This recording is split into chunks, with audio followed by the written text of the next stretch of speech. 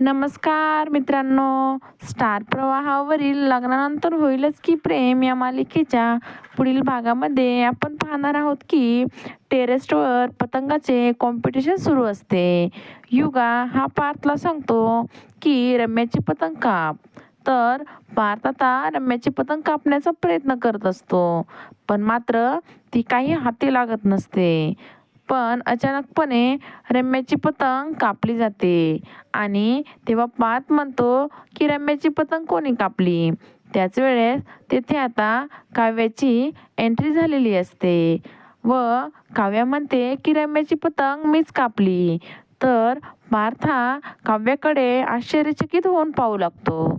काव्याची आणि पार्थची ही पहिली मकर संक्रांत आहे. काव्या पार्थला म्हणते की फिर माझ्याकडे नाहीतर पतंगाकडे बघ. तर तेव्हा सगळेच हे काव्याकडे आणि पार्थकडे बघू लागतात. तर असं काही या पुढील येणाऱ्या भागामध्ये आपल्याला बघायला भेटणार आहे. अशाच मालिकांच्या नवनवीन अपडेट्स पाहण्यासाठी आपल्या चॅनलला लाईक करा, शेअर करा आणि व्हिडिओ आवडल्यास सबस्क्राईब करायला विसरू नका. धन्यवाद.